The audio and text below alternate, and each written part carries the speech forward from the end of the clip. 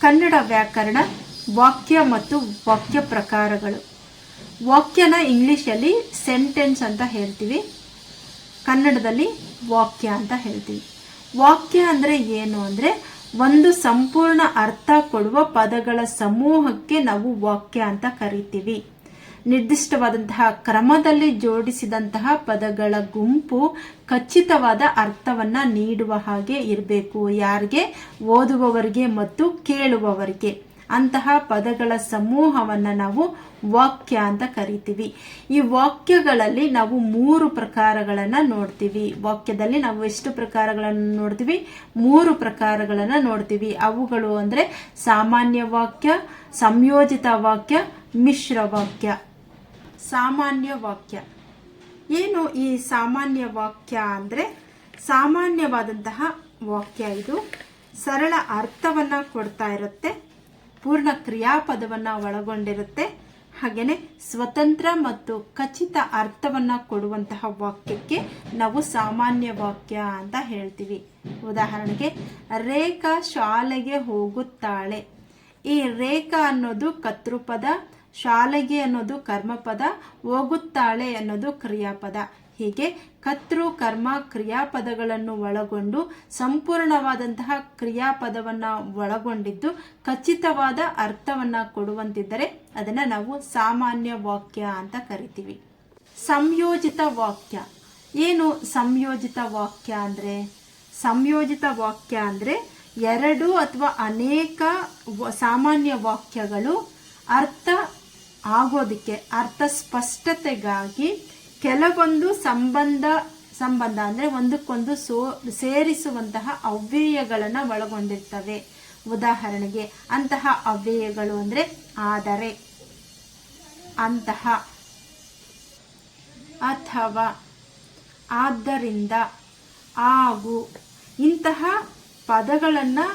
ಪದಗಳ ಸಹಾಯದಿಂದ ಸೇರಿರುವಂತಹ ವಾಕ್ಯವನ್ನು ನಾವು ಏನಂತ ಕರಿತೀವಿ ಅಂದರೆ ಸಂಯೋಜಿತ ವಾಕ್ಯ ಅಂತ ಕರಿತೀವಿ. ಉದಾಹರಣೆಗೆ, ಮಕ್ಕಳು ಹಾಲನ್ನು ಕುಡಿಯುತ್ತಾರೆ ಮತ್ತು ಹಣ್ಣನ್ನು ತಿನ್ನುತ್ತಾರೆ. ಮತ್ತು ಅನ್ನುವಂತಹದ್ದು ಸಂಯೋಜಿತ ವಾಕ್ಯ. ಬೆಕ್ಕು, ಎರಡನೆಯ ಉದಾಹರಣೆ, ಬೆಕ್ಕು ಹಾಲನ್ನು ಕುಡಿಯಲು ಮನೆಯೊಳಗೆ ಬಂದಿತು, ಆದರೆ ಮನೆಯಲ್ಲಿ ಹಾಲು ಇರಲಿಲ್ಲ. ಇಲ್ಲಿ ಆದರೆ ಎನ್ನುವಂತಹ ಸಂಬಂಧಕ ಅವ್ಯಯವನ್ನ ನಾವು ಕಾಣ್ತೀವಿ. ಆದ್ದರಿಂದ ಇದೊಂದು ಸಂಯೋಜಿತ ವಾಕ್ಯ ಆಗುತ್ತೆ. ಮೂರನೆಯ ಉದಾಹರಣೆ, ಮಕ್ಕಳು ಶಾಲೆಗೆ ಬರುತ್ತಾರೆ, ಆದರೆ ಅವರಿಗೆ ವಾಹನದ ವ್ಯವಸ್ಥೆ ಇರಲಿಲ್ಲ. ಆದರೆ ಎನ್ನುವಂತಹದ್ದು ಇಲ್ಲಿ ಸಂಯೋಜಿತ ವಾಕ್ಯ. ಆದರೆ ಎನ್ನುವಂತಹ ಸಹಾಯಕ ಸಂಬಂಧಕ ಅವ್ಯಯ ಇದೆ, ಸಂಬಂಧಾರ್ಥಕ ಅವ್ಯಯ ಇದೆ. ಆ ಕಾರಣಕ್ಕೆ ಇದನ್ನ ನಾವು ಏನಂತ ಕರಿತೀವಿ ಅಂದರೆ ಸಂಯೋಜಿತ ವಾಕ್ಯ ಅಂತ ಕರಿತೀವಿ. ಮಿಶ್ರ ವಾಕ್ಯ ಅಂದರೆ ನಮಗೆ ಅರ್ಥನೇ ಹೇಳುತ್ತೆ.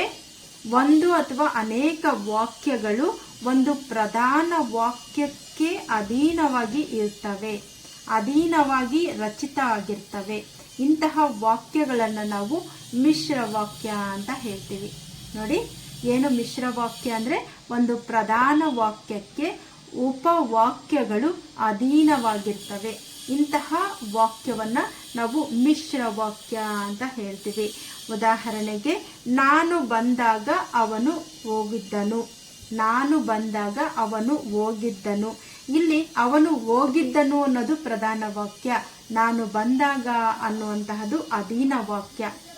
ಈ ವಾಕ್ಯವನ್ನ ನಾವು ಮಿಶ್ರ ವಾಕ್ಯ ಅಂತ ಹೇಳ್ತೀವಿ. ಈ ಮಿಶ್ರ ವಾಕ್ಯದಲ್ಲಿ ಅಧೀನ ವಾಕ್ಯಗಳು ಸೇರ್ಕೊಳ್ತಾವಲ್ವಾ, ಆ ಸಂದರ್ಭದಲ್ಲಿ ಸೇರುವಂತಹ ಸಹಾಯಕ ಪದಗಳು ಏಕೆಂದರೆ, ಆದರೂ, ಎಂದು, ಆದರೆ, ಎಂದು ಇಂತಹ ಪದಗಳು ಬಳಸಲಾಗುತ್ತೆ. ಯಾವಾಗ?